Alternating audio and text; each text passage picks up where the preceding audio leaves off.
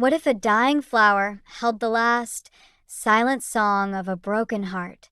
A botanist who hears the whispers of plants must help a composer who can no longer bear the sound of music to unravel a secret hidden in petals and sorrow. To save a miraculous vine, they must complete a melody that can only be finished by healing a pain buried deep within. This is the story of how the most beautiful symphony can grow in the quietest of places. Stories that touch the soul stay with us forever. If you want more of these stories in your life, become a part of our cozy world. Subscribe to Velvet and Vice and gift yourself more sensual journeys in the videos to come. Liliana was a botanist who communicated with plants through touch. To her, every leaf was a verse, every blossom a chorus in a silent, perpetual symphony. She could feel their vitality, their struggles, and their slow, green thoughts. Her sanctuary was a forgotten Victorian greenhouse on the estate of the reclusive Mr. Thorne, a man who had inherited a legacy of silence and sorrow. Mr. Thorne, whose first name was Julian, was a composer stricken with perfect tone deafness after a personal tragedy. He could no longer bear the sound of music, which to him was now a cacophony of painful, distorted noise. He lived in a world of absolute quiet, his grand piano shrouded in a dust cloth, his heart encased in ice. He hired Liliana simply to maintain the estate's value, viewing her, whispering to roses, as eccentric nonsense. The greenhouse held a unique specimen at its center, the siren's trumpet, a vine with flowers that looked like frozen, crystalline bells. It was the last of its kind, and it was dying. No amount of water, sunlight, or fertilizer could revive it. Liliana, upon touching its wilted leaves, didn't feel the usual plant emotions. She felt a profound, echoing silence, a melody trapped in a vacuum.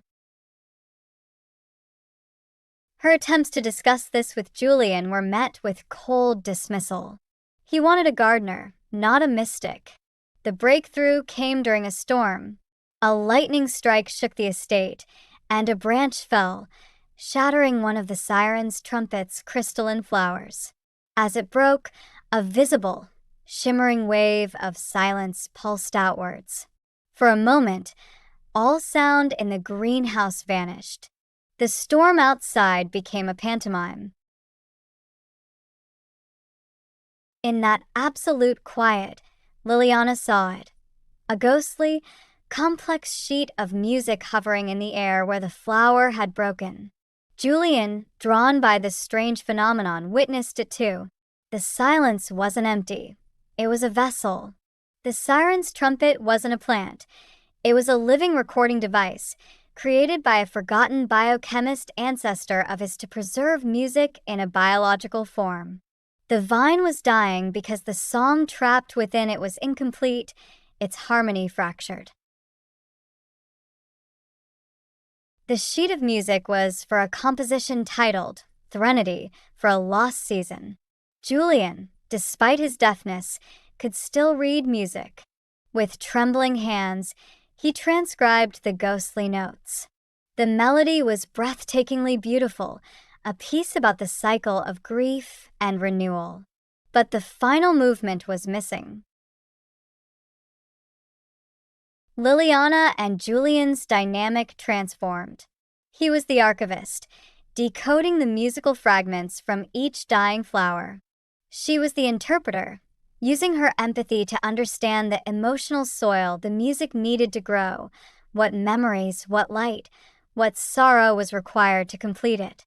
She learned that the vine responded not to water, but to the emotional resonance of its environment. It fed on unspoken feelings.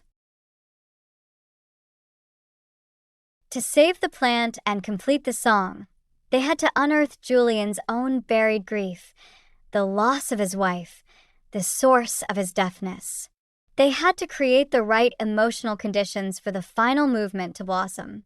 Liliana guided him through the painful memories, not with words, but by planting a garden around the vine that reflected the seasons of his relationship.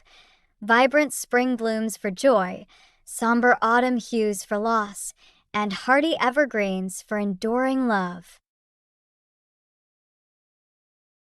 As Julian finally confronted his past, the last bud on the siren's trumpet began to swell. On the night it opened, he sat at his piano for the first time in years. He couldn't hear the notes, but he played the completed composition from memory and heart. As his fingers moved over the keys, the flower resonated, releasing the final, missing notes not as sound, but as a wave of pure, healing emotion that washed over them both. Julian's deafness didn't magically cure itself, but the painful distortion was gone. He could hear the rain on the glass roof again, a simple, beautiful sound. The siren's trumpet was now in full, radiant bloom, its silent song finally complete. He looked at Liliana, the woman who had taught him to listen with his heart again, and for the first time, he truly saw her. He didn't need to hear music to know that the quiet understanding between them was the most perfect harmony he would ever experience.